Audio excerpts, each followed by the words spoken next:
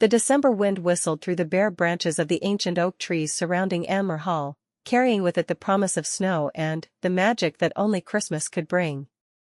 Catherine stood at the large window of the Georgian country house, watching as the last golden rays of sunlight painted the Norfolk countryside in warm hues. Her breath created small clouds of mist on the cold glass as she pressed her palm against it, feeling both the chill of winter and the warmth of anticipation building in her chest. This year would be different. After months of public appearances, royal duties, and the constant scrutiny that came with her position, Catherine had made a decision that felt both revolutionary and necessary. For the first time since joining the royal family, Christmas would be truly private. No cameras, no formal protocols, no carefully orchestrated photo opportunities. Just her, William, and their children, creating memories in the sanctuary of their Norfolk home. She turned away from the window and walked through the spacious sitting room, her footsteps muffled by the thick Persian rug that had been a wedding gift from William's grandmother. The room felt different when it was just theirs, without the formal atmosphere that usually accompanied royal gatherings. Here, she could simply be Catherine, not the Duchess of Cambridge, not the future queen consort, just a mother preparing for Christmas with her family. The children's voices echoed from upstairs, a mixture of excitement and barely contained energy that had been building for weeks. George's deeper voice, now changing as he entered his teenage years, mixed with Charlotte's animated chatter and Louis's infectious laughter. They had arrived at Anmer Hall 3 days earlier, and already the house felt more alive than it had in months. Catherine made her way to the kitchen, where Mary, their longtime housekeeper, was preparing tea. The older woman looked up with a knowing smile, her eyes twinkling with the same anticipation that seemed to fill every corner of the house. "The children are beside themselves with excitement, Your Royal Highness," Mary said, arranging delicate china cups on a silver tray. "Prince Louis has been asking about Father Christmas every hour, and Princess Charlotte has been practicing her piano pieces for tomorrow's family concert." Catherine smiled, feeling her heart swell with a mixture of joy and relief. "Please, Mary, just Catherine this week. This Christmas is about family, nothing else." She picked up one of the warm cups, inhaling the comforting aroma of Earl Grey tea. "Have you heard from William? He should be back from London soon. His Royal Highness called about an hour ago. He's finished his meetings and should arrive before dinner." Mary's expression softened. "If I may say so, this is exactly what this family needs. Some time away from everything, just being together." Catherine nodded, feeling tears unexpectedly prick at her eyes. The past year had been challenging in ways she hadn't anticipated when she first married into the royal family.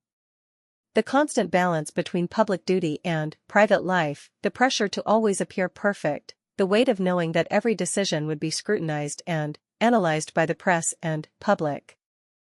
Sometimes she felt like she was losing herself in the role, forgetting the woman she had been before the titles and the tiaras.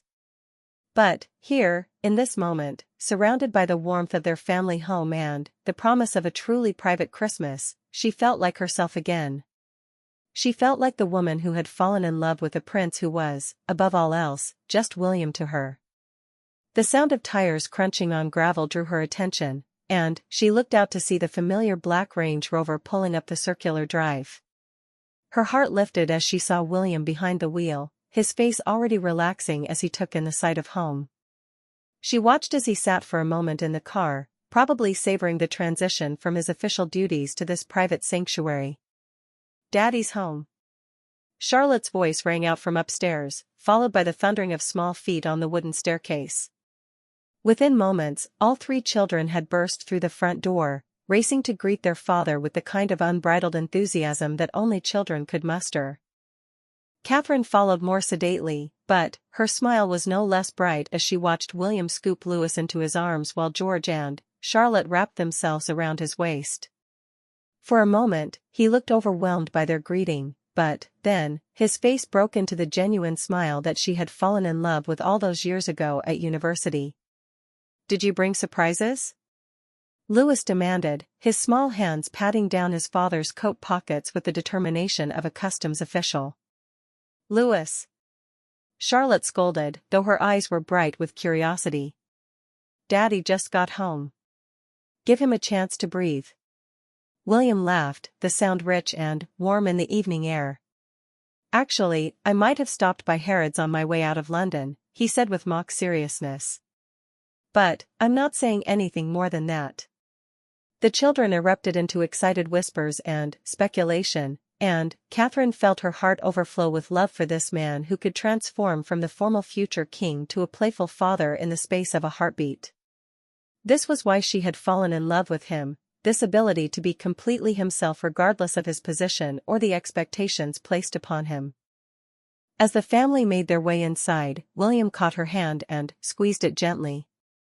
How are you feeling about all this? He asked quietly, his blue eyes searching her face for any sign of uncertainty. Perfect, she answered honestly. Absolutely perfect. The evening unfolded with a naturalness that felt almost foreign after months of carefully choreographed public appearances. Dinner was served in the smaller dining room, the one with the fireplace that crackled warmly and cast dancing shadows on the walls.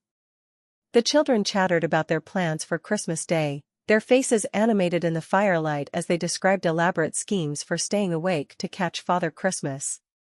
But, what if he doesn't come because there are no photographers to take pictures? George asked suddenly, his teenage practicality cutting through the younger children's excitement. I mean, everyone knows about Royal Christmas. What if Father Christmas expects cameras? Catherine and William exchanged a glance, both recognizing the underlying concern in their eldest son's question.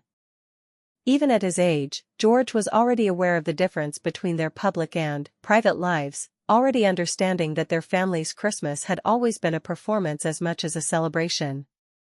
Father Christmas has been visiting children long before there were cameras, sweetheart, Catherine said gently. He's not interested in publicity. He only cares about whether you've been good, and whether you still believe in the magic of Christmas. Do you still believe, Mummy? Louis asked with the innocent directness that only a young child could manage. Catherine looked around the table at her family, at William's encouraging smile, at Charlotte's expectant face, at George's skeptical but hopeful expression, at Louis's wide, trusting eyes. She thought about the magic she had felt when she first fell in love with William, the wonder she had experienced when each of her children was born, the joy she felt in this moment of perfect domestic happiness. I believe in the magic of family, she said finally. I believe in the magic of love, and laughter, and being together. And I think that's the most important magic of all. After dinner, they gathered in the sitting room for what Charlotte had grandly announced as the first annual Anmer Hall Family Talent Show. George had initially protested that he was too old for such things, but Catherine noticed he was the first to volunteer when Charlotte asked who wanted to perform first. He played guitar, a skill he had been developing in secret, his fingers moving carefully over the strings as he performed a simplified version of Silent Night. His concentration was complete, his tongue poking slightly out of the corner of his mouth in the way it had when he was a small boy learning to tie his shoes. When he finished, the applause was genuine and enthusiastic, and Catherine saw him blush with pleasure despite his attempts to appear nonchalant. Charlotte followed with a piano performance that was both technically impressive and emotionally moving. She had chosen the Christmas song, and her small fingers moved confidently across the keys while she sang in a clear, sweet voice that reminded Catherine of her own mother. The girl had inherited both musical talent and a natural stage presence, performing with a confidence that was both admirable and slightly intimidating in someone so young. Louis's contribution was a dramatic retelling of Rudolph the Red-Nosed Reindeer, complete with elaborate gestures and sound effects that had everyone in stitches. He threw himself into the performance with the complete commitment that only a 5-year-old could manage, adding his own creative embellishments to the familiar story and ending with a bow so deep he nearly toppled over. Your turn, Mummy and Daddy, Charlotte announced when Louis had finished soaking up his applause. Catherine felt a moment of panic. She and William hadn't prepared anything, had assumed they would be the audience for their children's performances. But, looking at their expectant faces, she realized that this evening wasn't about polished performances or meeting expectations. It was about being together, about sharing in the joy and silliness and love that made them a family. William stood and extended his hand to her with a theatrical bow.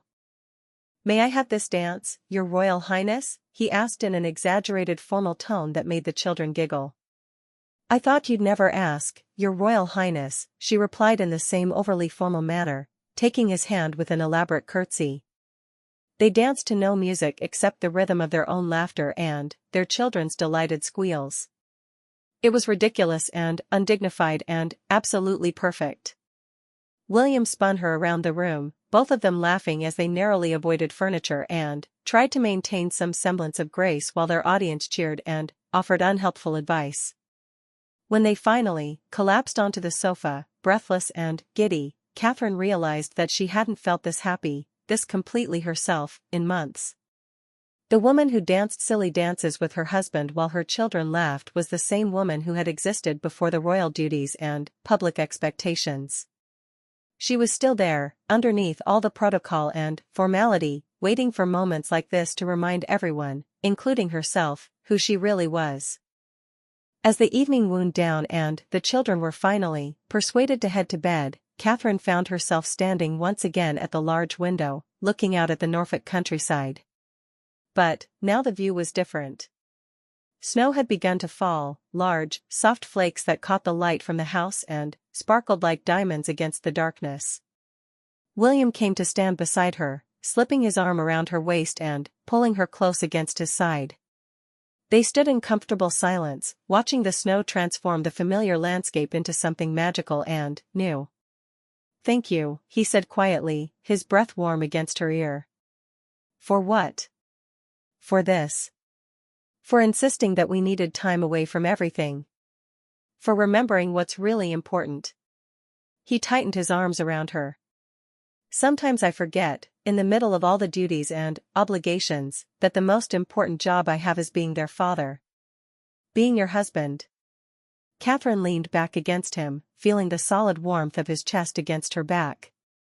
"We both forget sometimes. That's why this is so important.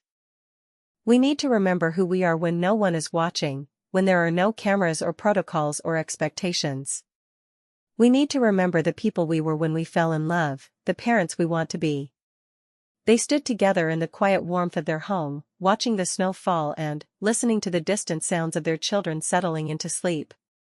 Tomorrow would bring the magical chaos of Christmas morning, the joy of watching Louis discover that Father Christmas had indeed found their private celebration, the laughter of family traditions both old and newly created. But, tonight, in this perfect moment of peace and love and togetherness, Catherine felt like the luckiest woman in the world. She had a husband who loved her not for her title or her position, but for the woman she was underneath it all. She had children who filled her days with laughter and her heart with purpose. And she had this place, this sanctuary where they could simply be a family. The snow continued to fall outside, blanketing the world in pristine white and promising a perfect Christmas morning. Inside Anmer Hall, surrounded by love and warmth and the quiet contentment that came from being exactly where she belonged, Catherine smiled and allowed herself to believe in magic once again. Catherine woke to the sound of whispered voices and muffled footsteps in the hallway outside her bedroom. The pale winter light filtering through the curtains told her it was still early, but the barely contained excitement emanating from beyond the door suggested that Christmas morning had officially begun, regardless of the hour. She turned to find William already awake, his eyes bright with amusement as he listened to what was clearly a failed attempt at stealth by their youngest children. Louis's whisper was loud enough to wake half of Norfolk, and Charlotte's attempts to shush him were equally audible. "Should we put them out of their misery?" William asked softly, his voice still rough with sleep. Catherine smiled, stretching luxuriously under the warm covers. For the first time in months, she had slept deeply and peacefully, without the weight of tomorrow's obligations pressing on her mind. Here, in their private sanctuary, tomorrow was just another day with her family, not a carefully orchestrated series of public appearances and royal duties. 5 more minutes, she murmured, savoring the rare luxury of waking slowly, of having nowhere urgent to be, no schedule to maintain.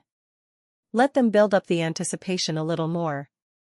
The whispering outside grew more animated, and she could hear George's deeper voice joining the conversation. At 14, he was officially too old to be excited about Christmas morning, but Catherine suspected he was just as eager as his younger siblings, even if he would never admit it. William chuckled softly and pulled her closer, pressing a gentle kiss to her forehead. "I love seeing you like this," he said quietly. "Like what?" "Relaxed. Happy. Just you." His fingers traced gentle patterns on her arm. "Sometimes I feel like we've forgotten how to be ourselves, how to be a family without an audience." Catherine understood exactly what he meant. Over the years, their family life had become increasingly public, every moment scrutinized and analyzed. Even their most private traditions had been shared with the world, photographed and reported on until they began to feel more like performances than genuine celebrations. But, here, in this moment, with snow still falling gently outside and their children whispering excitedly in the hallway, she felt like they had reclaimed something precious. They had found their way back to the simple joy of being together, of creating memories that belonged only to them. The whispers outside had grown to a crescendo, and Catherine could hear Louis's patience finally reaching its breaking point. "But I want to see if Father Christmas came," he announced in what he probably thought was a whisper but was actually loud enough to wake everyone in the house. "Now?" William asked with a grin. "Now," Catherine agreed, sitting up and reaching for her dressing gown. They opened the bedroom door to find all three children clustered in the hallway, still in their pajamas but clearly ready for action. Louis was practically vibrating with excitement, his dark hair sticking up at odd angles and his eyes wide with anticipation. Charlotte was trying to maintain some dignity despite her obvious eagerness, while George was attempting to look nonchalant even though Catherine could see the excitement in his eyes. "Well," Catherine said with mock seriousness, "I suppose we should go downstairs and see if Father Christmas managed to find us here at Anmer Hall." Louis grabbed her hand and began pulling her toward the staircase with the determination of a very small person on a very important mission. "He found us, Mummy." "I know he did. I heard the reindeer on the roof last night." Charlotte rolled her eyes with the superiority of a 9-year-old. "That was probably just the wind in the trees, Louis." "It was reindeer," Louis insisted with the unwavering conviction that only a 5-year-old could possess. "I know the difference between wind and reindeer." As they made their way downstairs as a family, Catherine felt a surge of pure happiness. This was exactly what Christmas morning should be like, she thought. Messy hair and pajamas, excited children and patient parents, the kind of anticipation that had nothing to do with expensive gifts and everything to do with the magic of believing in something wonderful. The sitting room had been transformed overnight. Where they had left a neat, tidy space with a beautifully decorated tree, they now found evidence of a mysterious midnight visitor. Stockings that had been empty the night before now bulged with treats and small gifts. Presents that definitely hadn't been there before breakfast yesterday now sat beneath the tree, wrapped in colorful paper and tied with elaborate bows. But what captured everyone's attention immediately was the plate of cookies they had left for Father Christmas. It now sat empty except for crumbs, and the glass of milk had been drained. A half-eaten carrot lay on the plate next to it, evidence that Rudolph had also enjoyed his treat. "I told you he would come," Louis shouted triumphantly, racing toward his stocking and examining it with the intensity of a detective investigating a crime scene. Even George couldn't hide his smile as he approached the tree more sedately, his teenage coolness cracking slightly at the sight of packages with his name written in the distinctive handwriting that Father Christmas always seemed to use. Catherine and William settled onto the sofa together, still in their dressing gowns, and watched as their children dove into the magic of Christmas morning. This was different from the formal Christmas celebrations they usually shared with the extended royal family, where everything was orchestrated and photographed. This was organic and chaotic and absolutely perfect. Louis attacked his stocking with the enthusiasm of a very small tornado, pulling out one treasure after another and announcing each discovery to the room at large. "Look, Mummy. Father Christmas brought me chocolate coins. And a new car for my collection." And, look at this whistle. Catherine winced slightly at the whistle, making a mental note to have a conversation with Santa about the wisdom of giving noise-making toys to 5-year-olds. But, seeing Louis's joy made it impossible to be anything but grateful. Charlotte approached her gifts with more organization, carefully examining each package and arranging them by size before beginning to unwrap them with neat, precise movements. She had always been methodical in her approach to everything, a trait that sometimes made Catherine wonder if her daughter was actually much older than her years. George tried to maintain his teenage dignity, but Catherine could see him struggling not to tear into his presents with the same enthusiasm as his younger siblings. Finally, his excitement won out over his attempt at coolness, and he began unwrapping gifts with barely restrained enthusiasm. As the unwrapping continued, the room filled with the sounds of delight and discovery. Charlotte squealed with joy over a new art set that would allow her to explore her passion for painting. George's attempt at nonchalance crumbled completely when he unwrapped the guitar pedal he had been wanting but hadn't quite worked up the courage to ask for directly. But it was Louis's reaction to his main gift that brought tears to Catherine's eyes. Hidden behind the tree had been a large package that revealed itself to be a wooden castle, complete with knights and horses and a working drawbridge. Louis stared at it in complete silence for a long moment, as if he couldn't quite believe it was real. "Is it really mine?" he asked quietly, his usual exuberance replaced by something approaching awe. "It's really yours," William assured him, and Louis threw himself into his father's arms with such force that they both nearly toppled over. As the morning progressed, Catherine found herself marveling at how different this Christmas felt from the formal celebrations they usually shared with the rest of the royal family. There, everything was traditional and ceremonial, beautiful but somehow distant from the simple joy of children discovering their gifts. Here, in their pajamas and dressing gowns, surrounded by wrapping paper and the warm glow of the fireplace, she felt like they had captured something that had been missing from their family celebrations for years. They were creating memories that belonged entirely to them, moments that would never be shared with the world or analyzed by royal watchers. After the presents had been unwrapped and the children had spent some time exploring their new treasures, Catherine suggested they all get dressed and take a walk in the snow before breakfast. The suggestion was met with enthusiastic agreement, particularly from Louis, who was eager to test his new Wellington boots in the fresh snow that had fallen overnight. An hour later, the family emerged from Anmer Hall bundled in warm coats, scarves, and boots, ready to explore their transformed landscape. The snow had continued falling throughout the night, leaving everything covered in a pristine blanket of white that sparkled like diamonds in the pale winter sunlight. The children immediately began making snow angels and attempting to build a snowman, their laughter echoing across the quiet countryside. Catherine and William walked more sedately, hand in hand, enjoying the peaceful beauty of the morning and the simple pleasure of watching their children at play.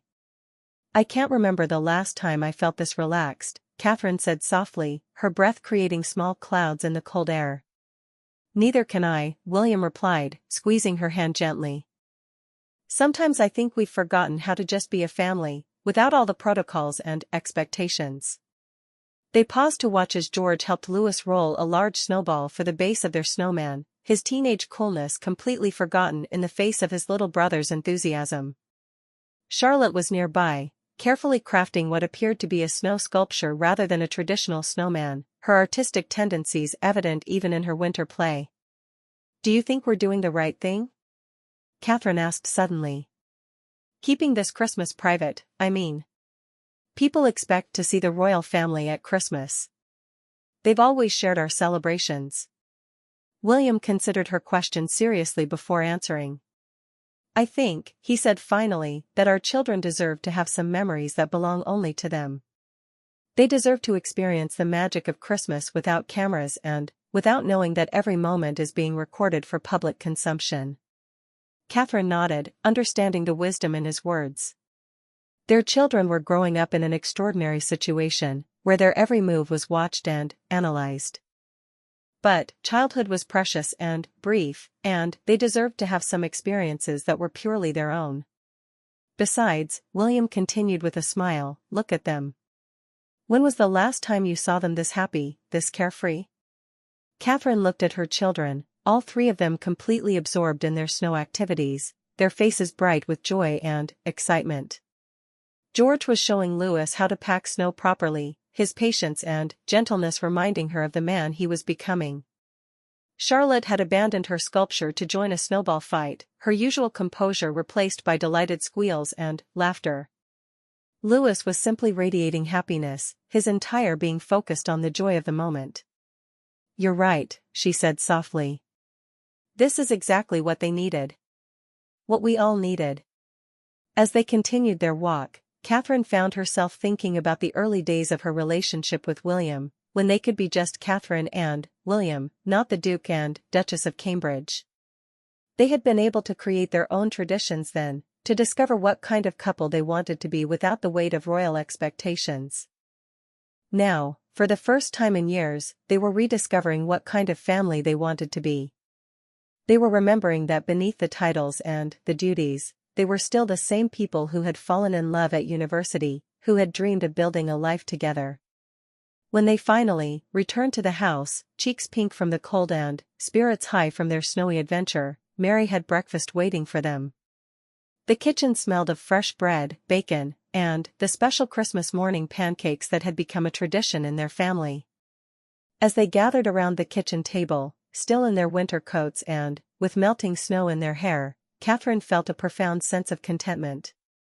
This was what Christmas was supposed to feel like, she realized. Not a performance or an obligation, but a celebration of family and love and the simple joy of being together. The children chattered excitedly about their morning's adventures while they ate, their voices overlapping as they recounted the highlights of their snow play.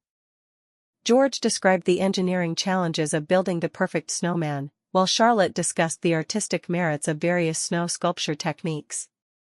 Louis simply ate his pancakes with enthusiasm, occasionally interjecting with observations about how good everything tasted and how this was the best Christmas ever.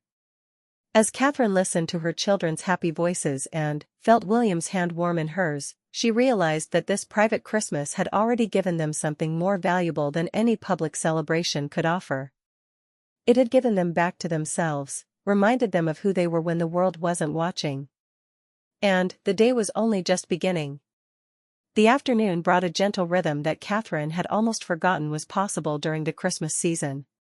After the excitement of the morning's gift opening and snow adventures, the family had settled into a peaceful lull that felt both luxurious and natural. There was no schedule to maintain, no appointments to keep, no photographers waiting to capture their every move. Catherine found herself in the kitchen with Charlotte, teaching her daughter how to make the traditional Christmas pudding that had been passed down through her own family for generations. It was a recipe her mother had taught her, and her grandmother before that, a link to their heritage that felt especially meaningful in this private setting. "Why do we put coins in the pudding, Mummy?" Charlotte asked, carefully measuring out the dried fruit with the precision that characterized everything she did. "It's for luck," Catherine explained, watching as her daughter's small hands worked with surprising skill. "Whoever finds the coin in their slice will have good fortune in the coming year. It's an old tradition, one that connects us to all the families who came before us." Charlotte nodded seriously, absorbing this information with the gravity she brought to all new knowledge. "Will we do this every year? Even when we're back to regular Christmas?" The question caught Catherine off guard, and she paused in her stirring of the pudding mixture. Regular Christmas, as Charlotte put it, meant the formal celebrations with the extended royal family, the public appearances, the carefully orchestrated traditions that had become as much about duty as about joy. "I hope so," Catherine said honestly. "I hope we can find a way to keep some of these quiet traditions, even when we're back to our other obligations." From the sitting room came the sound of William playing guitar with George, their voices harmonizing on a Christmas carol that wasn't quite in tune but was filled with so much love and laughter that it brought tears to Catherine's eyes. This was what she wanted to preserve, this sense of family togetherness that existed without any need for external validation or approval. "Mummy," Charlotte said suddenly, her voice quiet and thoughtful. "Are you sad that Grandmama and Grandpapa aren't here? And Uncle Harry and the others?" Catherine set down her wooden spoon and turned to give her daughter her full attention. It was a perceptive question, one that touched on the complex dynamics of their extended family and the sometimes difficult balance between personal desires and royal obligations. "I love them very much," Catherine said carefully, "and I miss them. But, sometimes, families need different kinds of time together. Sometimes we need the big celebrations with everyone, and sometimes we need quiet time with just us. Both kinds are important." Charlotte seemed to accept this explanation, but Catherine could see the wheels turning in her young mind. At 9 years old, Charlotte was already aware of the complexities of their family situation, the way that their personal lives were intertwined with their public roles in ways that most families never had to navigate.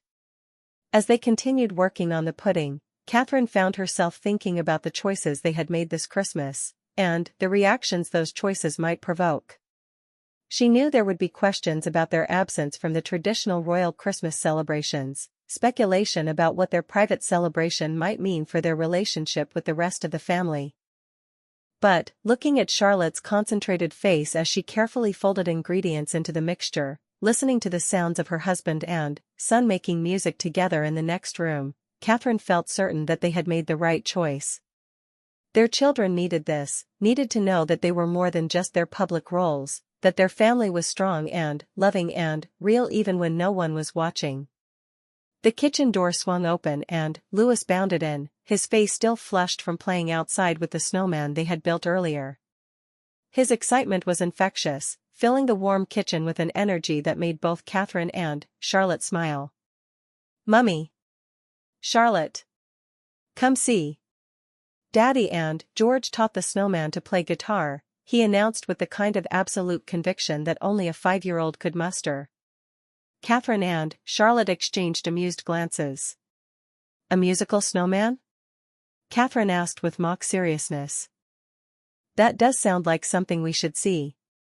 They followed Louis outside, where they discovered that William and George had indeed positioned George's acoustic guitar against their snowman in a way that made it appear as though the snowy figure was strumming along to their impromptu concert.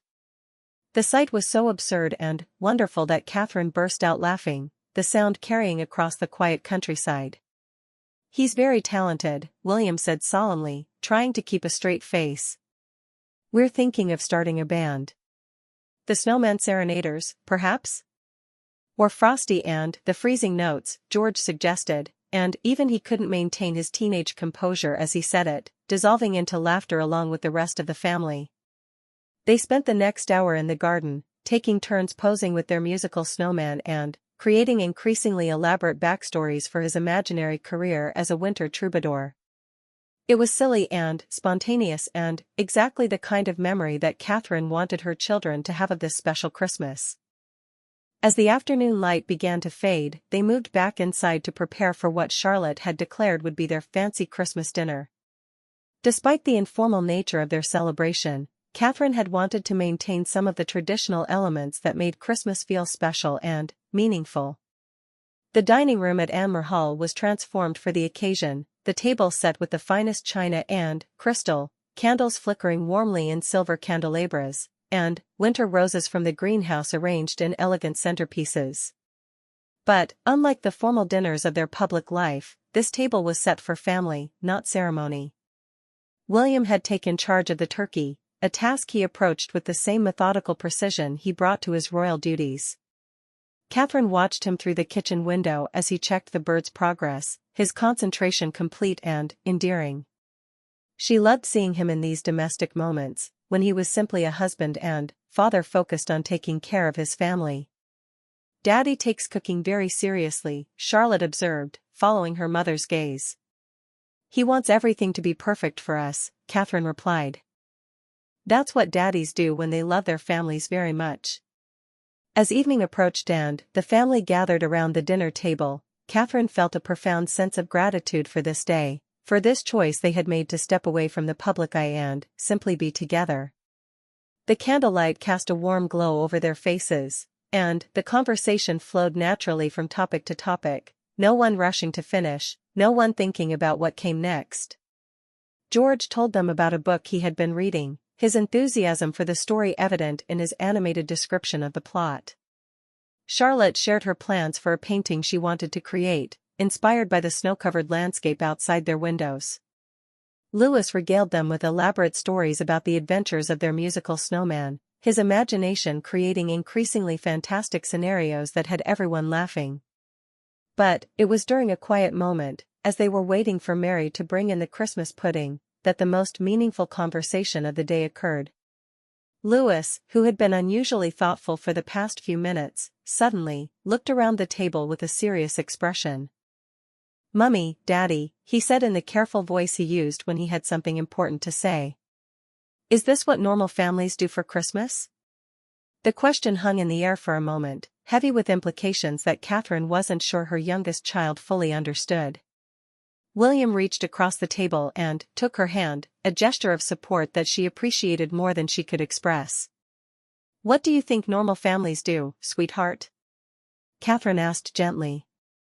Louis considered this seriously. "Well, Emma at school said her family stays in their pajamas all morning and eats too much chocolate and watches Christmas films. And Tom said his family has big fights and then makes up and hugs a lot. And Sophie said her mummy cries during the Christmas songs because they make her happy sad." Catherine felt her throat tighten with emotion. Through the innocent observations of a 5-year-old, she was glimpsing what their children understood about the difference between their public life and the private family life that most children took for granted. "I think," she said carefully, "that every family finds their own way to celebrate Christmas. Some families have big parties with lots of people. Some families have quiet days with just a few people. Some families have traditions that go back many years, and some families make up new traditions every year." "But, do we have traditions?" Charlotte asked. "I mean, our own traditions, not the ones we do because we have to?" Catherine looked around the table at her family, at William's encouraging smile, at George's thoughtful expression, at Charlotte's earnest face, at Louis's wide, trusting eyes. She realized that they were creating traditions in this very moment, that this conversation itself would become part of their family's story. "We do now," she said softly. "This Christmas, right here, right now, this is becoming our tradition. The musical snowman, the Christmas pudding we made together, Daddy's serious approach to cooking the turkey, Louis's stories about Father Christmas and the reindeer, Charlotte's plans for her painting, George's guitar playing. All of it." William squeezed her hand gently. "Your mother's right. This is what makes us a family, not the formal dinners or the public appearances. This, right here, is who we really are." Mary appeared at that moment with the Christmas pudding, its brandy aflame and creating a spectacular blue fire that had Louis gasping with delight. As they watched the flames dance around the traditional pudding, Catherine felt like the fire was illuminating something important about their family, about the choices they had made and the love that bound them together. When they finally cut into the pudding, it was George who found the coin, his surprise and pleasure evident despite his attempts to maintain his teenage dignity. But the real treasure, Catherine realized, wasn't the coin that promised good luck for the coming year. The real treasure was this moment, this day, this rediscovery of what it meant to be a family. As they finished their dinner and began to clear the table together, each family member carrying dishes to the kitchen and working together with the easy cooperation that came from genuine affection, Catherine felt a deep satisfaction that had nothing to do with duty or obligation or public approval. They had given their children something precious today, something that no amount of formal protocol or royal tradition could provide. They had given them the gift of knowing that their family was real, that their love for each other existed independent of their public roles, that they could create their own traditions and their own happiness. Later, as they settled in the sitting room for what Charlotte had dubbed the evening program, Catherine realized that this day had changed something fundamental in their family dynamic. They had proven to themselves and to their children that they could choose their own path, at least sometimes, that they didn't have to let their public roles completely define their private lives. The evening program turned out to be a delightful mixture of Christmas carols, more stories from Louis about the musical snowman's adventures, and Charlotte's piano recital. George contributed by playing guitar accompaniment to some of the songs, and even William and Catherine found themselves singing along with more enthusiasm than skill. As the day drew to a close and the children began to show signs of the happy exhaustion that comes from a perfect day, Catherine looked around at her family and felt a profound sense of peace. They had created something beautiful together, something that belonged entirely to them. Tomorrow would bring new challenges. Eventually they would return to their public duties and royal obligations. But they would carry this day with them, this proof that underneath all the protocol and formality, they were still the family that had fallen in love with each other, still the parents who wanted nothing more than to give their children a childhood filled with love and laughter and magical memories. The snow continued to fall outside, blanketing their private world in pristine white and promising that the magic of this Christmas would linger for just a little while longer. Boxing Day arrived with a stillness that felt almost sacred after the joyful chaos of Christmas Day. Catherine woke to find the world outside transformed once again, the overnight snowfall having added several more inches to the already impressive blanket covering the Norfolk countryside. The silence was profound, broken only by the occasional creak of tree branches heavy with snow and the distant call of birds brave enough to venture out in search of food. She lay in bed for a few precious moments, savoring the unusual luxury of having nowhere to be, no schedule to maintain, no carefully timed public appearances to prepare for. Beside her, William was still sleeping deeply, his face peaceful in the gray morning light. The stress lines that had become increasingly visible over the past year seemed to have softened during their days at Anmer Hall, as if the simple act of being a private family had reminded his body how to truly relax.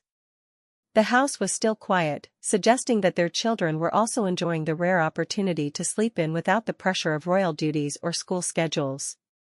Catherine allowed herself to simply exist in this moment, to appreciate the simple pleasure of being warm and safe and surrounded by the people she loved most in the world. Eventually, the smell of coffee and fresh bread drew her from bed and downstairs to the kitchen, where she found Mary already busy preparing breakfast. The older woman looked up with a knowing smile, her eyes twinkling with the satisfaction of someone who had witnessed something special unfold. "Good morning, Your Royal Highness," Mary said warmly, though Catherine noticed she had lowered her voice to match the peaceful atmosphere of the house. "I hope you slept well." "Better than I have in months," Catherine admitted, accepting the cup of coffee that Mary offered with grateful hands. "And, please, Mary, just Catherine this week. We're trying to remember what it feels like to be a normal family." Mary's expression softened with understanding. "If I may say so, yesterday was exactly what this family needed. I haven't seen the children so relaxed and happy in a very long time. And you and His Royal Highness, well, you looked like yourselves again, if you don't mind my saying so." Catherine did understand what Mary meant. Over the years, the constant demands of their public roles had created a kind of armor around their family life, a formal distance even in their most private moments.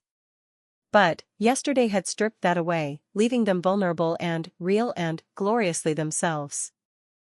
"Do you have children of your own, Mary?"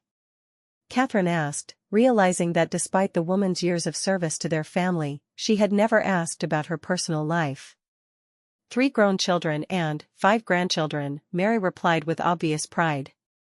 "And I've learned over the years that the most important gift you can give children is the certainty that they are loved for who they are, not what they accomplish or how well they perform their roles." The wisdom in Mary's words struck Catherine deeply. It articulated something she had been feeling but hadn't been able to express clearly.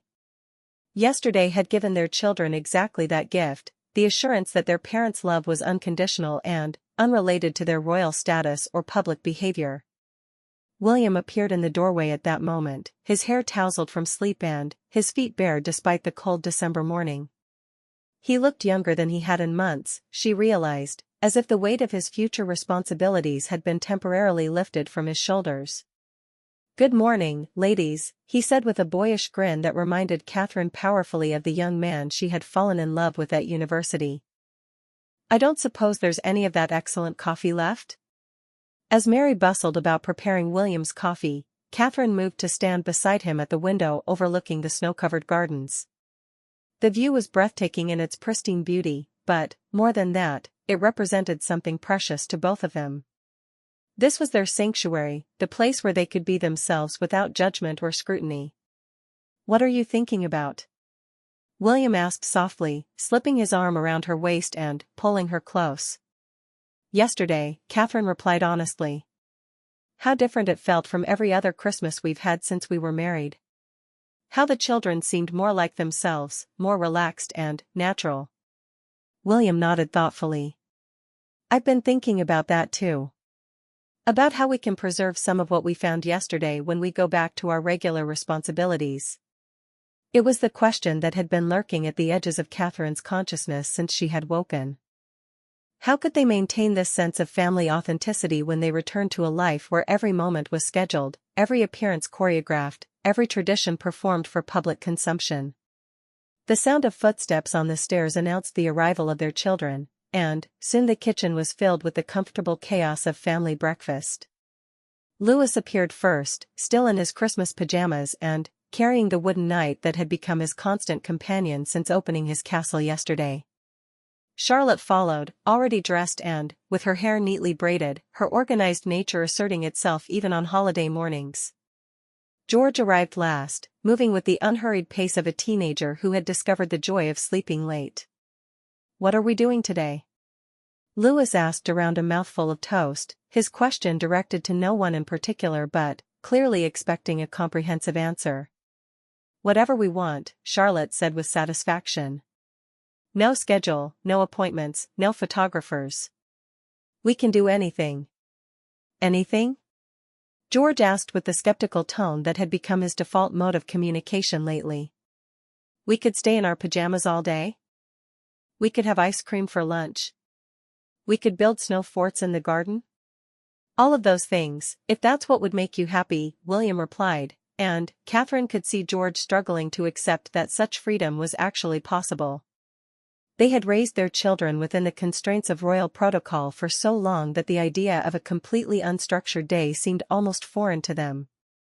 But, as the morning progressed, Catherine watched with delight as each of her children began to relax into the possibilities that such freedom offered. Louis spent the morning creating elaborate adventures for his nights in the castle, his imagination unconstrained by any need to be quiet or well-behaved for public appearances. Charlotte set up an art station in the morning room, where the light was perfect for painting, and began working on a watercolor landscape inspired by the snowy view outside. George surprised everyone by suggesting they all go sledding, revealing that he had spotted some old sleds in the storage shed behind the house. As they bundled up in warm clothes and boots, Catherine felt a familiar tightness in her chest begin to ease. When was the last time they had done something this spontaneous? When was the last time they had made a family decision based purely on what sounded fun, rather than what was scheduled or expected? The hills behind Anmer Hall proved perfect for sledding, offering long, gentle slopes that were thrilling enough for excitement but safe enough for parents' peace of mind. They spent the entire afternoon racing down the hills, building elaborate snow forts, and engaging in snowball fights that left them all breathless with laughter. Catherine found herself marveling at her family in action. William was completely in his element, his competitive nature emerging as he challenged the children to see who could build the most impressive snow fort. His laughter rang out across the hillside, the sound pure and joyful in a way that she rarely heard anymore. George had abandoned all pretense of teenage coolness, throwing himself into the snowball fight with the same enthusiasm he had shown as a small child. He worked with Charlotte to build an impressive fortification, their heads bent together in serious strategic discussion that reminded Catherine of how close the siblings were when they were allowed to simply be children together. Louis was in his element, his boundless energy perfectly suited to the outdoor adventure. He appointed himself the commanding general of their snow fort, issuing orders with the absolute authority that only a 5-year-old could muster, and somehow managing to convince everyone to follow his increasingly elaborate battle plans. As the afternoon light began to fade and they finally trudged back toward the house, tired and cold but exhilarated, Catherine realized that they had just created another memory that would become part of their family's private treasure trove. This was the kind of spontaneous joy that couldn't be scheduled or choreographed, the kind of authentic family experience that was becoming increasingly rare in their carefully managed public life. That evening, as they gathered around the fireplace to dry their wet clothes and warm up with hot chocolate, Charlotte made an announcement that caught Catherine completely off guard. "I want to paint a picture of our family," she said with the serious tone she used for important decisions. "Not a formal portrait like the ones that hang in the palace, but a real picture of us being ourselves. Like we were today, in the snow, being silly and happy." The suggestion sparked an immediate and enthusiastic discussion. Louis wanted to be painted with his knights, George thought it would be cool to be shown playing guitar, and William suggested they could all be depicted building their musical snowman from Christmas Day. "But what would be the point?" George asked suddenly, his teenage practicality asserting itself. "I mean, it's not like we could hang it anywhere public. It's not an official portrait." The question hung in the air for a moment, touching on the fundamental tension between their public and private lives. In their official capacity, every image was carefully considered, every artistic representation scrutinized for its message and appropriateness. "That's exactly the point," Catherine said softly. "It would be ours. Just for us. A picture of who we really are when no one is watching." William nodded enthusiastically. "We could hang it here, at Anmer Hall. A reminder of what we discovered this week, of who we are underneath all the protocol and formality." As they continued to discuss Charlotte's painting project, Catherine found herself thinking about the larger implications of what they were creating this week. They were building a visual and emotional record of their authentic family life, a collection of memories and traditions that belonged entirely to them. Later that evening, after the children had finally been persuaded to go to bed despite their protests that they weren't tired, Catherine and William found themselves alone together in the sitting room. The fire crackled warmly in the grate, casting dancing shadows on the walls, and the house settled around them with the comfortable creaks and sighs of a home that was truly lived in. "I don't want this to end," Catherine said quietly, voicing the fear that had been growing in her heart all day. "It doesn't have to end," William replied, though she could hear the uncertainty in his voice. "Not completely. We can find ways to preserve this, to maintain what we've discovered here." "How?" Catherine asked, not challenging him but genuinely seeking answers. "How do we hold on to this authenticity when we go back to a life where every moment is planned, every appearance calculated for its public impact?" William was quiet for a long moment, staring into the fire as he considered her question. When he finally spoke, his voice was thoughtful and determined. "We make it a priority," he said simply. "We protect this, the same way we would protect anything else that was precious to us. We schedule private time the same way we schedule public appearances. We create boundaries between who we are and what we do." Catherine felt a surge of hope at his words. It sounded simple when he said it, but she knew the reality would be more complex. The demands of their public roles were relentless, the expectations enormous. But, perhaps, with conscious effort and mutual determination, they could find a way to preserve what they had rediscovered at Anmer Hall. "I love you," she said suddenly, the words carrying weight beyond their simple meaning. She loved him not just as her husband, but as the partner who understood the importance of what they were fighting to preserve. "I love you too," he replied, pulling her closer on the sofa. "And I love them, and I love this. I love who we are when we're just ourselves." As they sat together in the firelight, surrounded by the evidence of their children's happiness and their own rediscovered joy, Catherine felt a deep sense of resolution forming in her heart.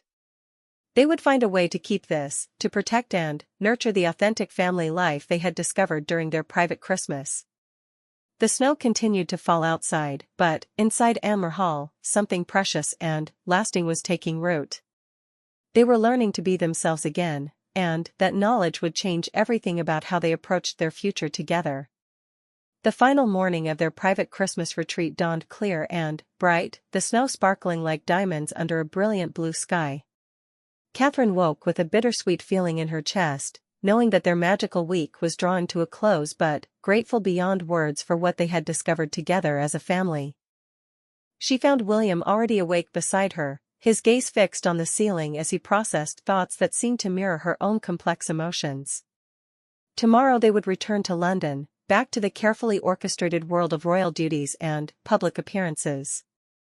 But they would not be returning unchanged. "Are you ready?" he asked softly, though they both knew the question carried deeper meaning than simply their readiness to pack and leave Anmer Hall. Catherine considered the question seriously.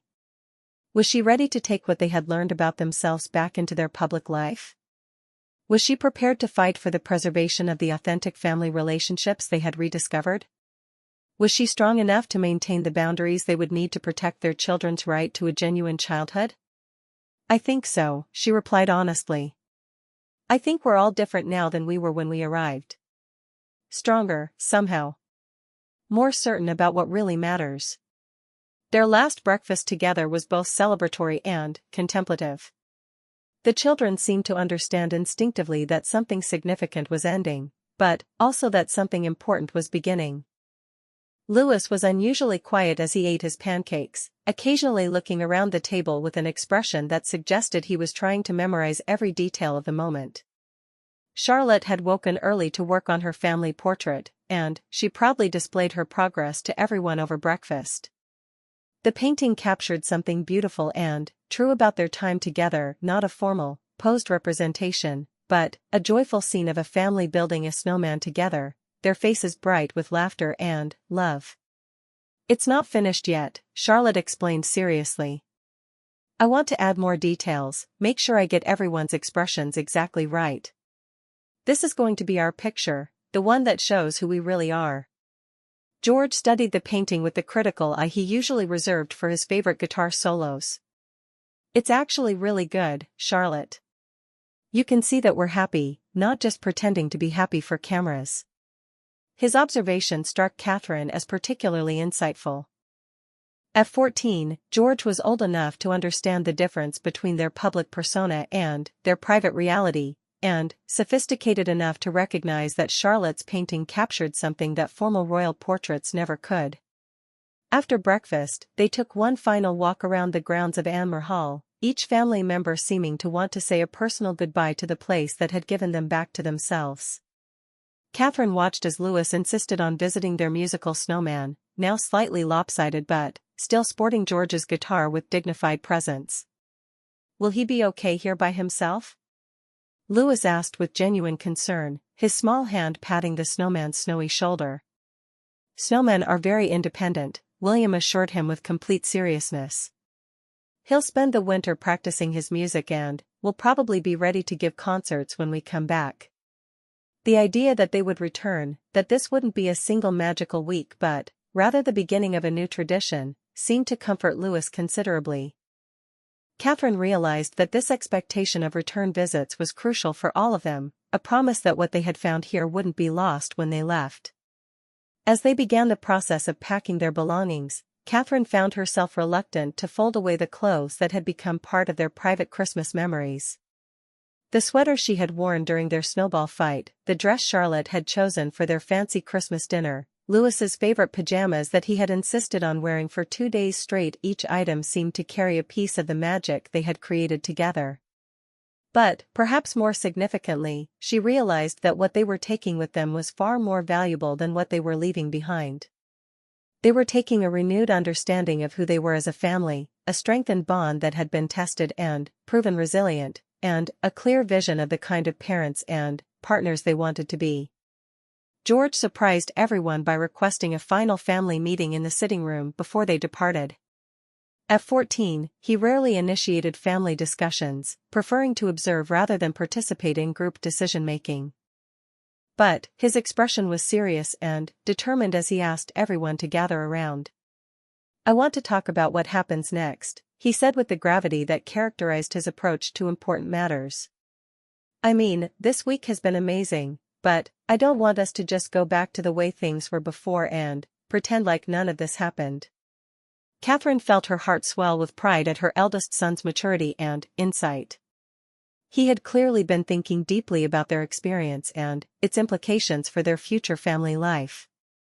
"What do you think we should do?" William asked, treating George's concerns with the respect they deserved. George looked around at his family, his gaze thoughtful and determined. I think we need to make some promises to each other.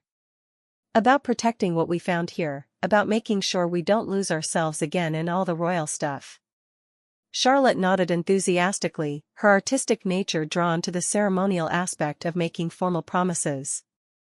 Like a family pact. We could even write it down and sign it. Louis, not to be outdone by his older siblings, jumped up with excitement. And we could have a secret handshake. All the best families have secret handshakes. As they spent the next hour crafting their family pact, Catherine found herself marveling at her children's wisdom and insight. They understood, perhaps better than she and William had initially realized, the importance of what they had discovered during their private Christmas celebration. Their pact, written in Charlotte's careful handwriting and signed by all 5 family members, included promises that were both practical and profound. They committed to protecting regular family time that would be free from royal obligations, to maintaining the traditions they had created at Anmer Hall, to supporting each other's authentic selves even when public duty required formal behavior, and to returning to their Norfolk sanctuary whenever the pressures of public life threatened to overwhelm their family bonds. But the most important promise was also the simplest, to remember that their love for each other existed independent of their public roles, and to never let protocol or duty supersede their commitment to being a real, authentic family. As the afternoon progressed and their departure time approached, Catherine found herself in the garden one final time, standing in the spot where they had built their musical snowman and created so many joyful memories.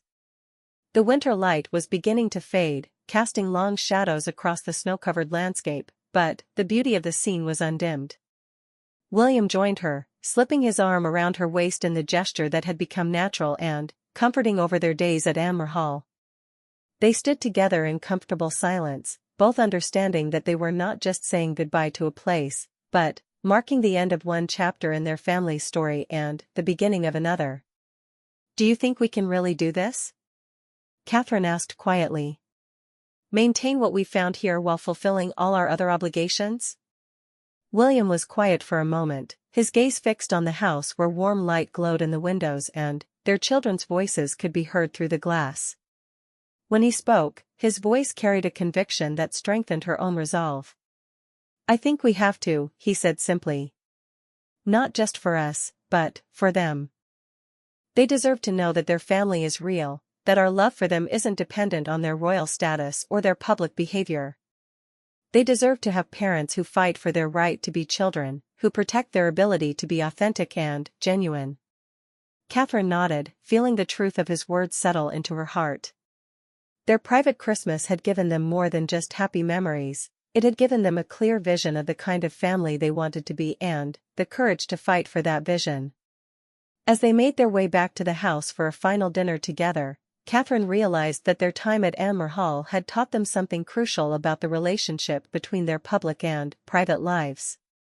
They didn't have to choose between fulfilling their royal duties and being an authentic family. Instead, they could draw strength from their private bonds to better serve their public roles, and use their public platform to model the kind of family values they had rediscovered during their retreat. Their final evening together was marked by a gentle celebration that acknowledged both the ending of their special time and the beginning of their renewed commitment to family authenticity. Charlotte presented each family member with a small watercolor painting, miniature portraits that captured not their formal royal images but their genuine personalities as she had observed them during their week together. George played guitar while they all sang Christmas carols, their voices blending in harmonies that were imperfect but full of love. Louis entertained them with one final elaborate story about the musical snowman's adventures, complete with sound effects and dramatic gestures that had everyone laughing until their sides ached. As the evening drew to a close and the children began to show signs of the exhaustion that comes from days filled with joy and excitement, Catherine felt a deep sense of completion. They had accomplished something important during their time at Anmer Hall, something that would strengthen and sustain their family for years to come. Later that night, after the children had been tucked into their beds for the last time in their Norfolk sanctuary, Catherine and William found themselves once again in the sitting room where so many meaningful conversations had taken place over the past week. The fire burned low in the grate, casting a warm glow over the room that had become the heart of their family's rediscovery. "I want to remember everything," Catherine said softly, her gaze taking in every detail of the space that had sheltered their family's transformation. The way Louis looked when he discovered that Father Christmas had really found us here, Charlotte's concentration when she was working on her painting, George's surprise when he realized he could just be himself without worrying about royal protocol. "And the way you looked," William added, his voice warm with love and admiration. "The way you've looked all week, actually. Like yourself again, like the woman I fell in love with at university, before all the titles and expectations and public scrutiny." Catherine turned to study his face in the firelight, seeing there the same transformation she knew had occurred in herself. "You look different too. Younger, somehow. More relaxed. More like the William who used to make me laugh until I cried, who could be serious about important things but silly about everything else." They sat together in the quiet of their last evening, each lost in their own reflections about what they had gained and what they would carry forward into their return to public life. The snow had stopped falling, leaving the world outside pristine and still, as if nature itself was honoring the significance of what had transpired within the walls of Anmer Hall. As they finally prepared to go upstairs for their last night in their private sanctuary, Catherine realized that she was no longer the same person who had arrived at Anmer Hall a week earlier. She had rediscovered parts of herself that had been buried under years of royal protocol and public expectation, and, more importantly, she had learned how to protect and nurture those authentic aspects of her personality. She was still the Duchess of Cambridge, still committed to her royal duties and public service, but she was also Catherine again. She was a mother who would fight fiercely to preserve her children's right to authentic childhoods, a wife who would prioritize the reality of her marriage over its public image, and a woman who understood that her greatest strength came not from perfect adherence to protocol but from the genuine love and connection she shared with her family. Their private Christmas at Anmer Hall was ending, but what it had begun would continue long after they left Norfolk. They had rediscovered the foundation upon which everything else in their lives was built, and that foundation would support them through whatever challenges and opportunities lay ahead. As Catherine fell asleep for the last time in their private sanctuary, she carried with her the certainty that this week had changed them forever. They were returning to their public life not as people who had temporarily escaped their responsibilities, but as a family that had learned how to maintain their authentic bonds regardless of external pressures. The snow outside continued to blanket their private world in protective white, but, inside Anmer Hall, something even more lasting had taken root. They had learned to be themselves again, and that knowledge would illuminate everything that came after.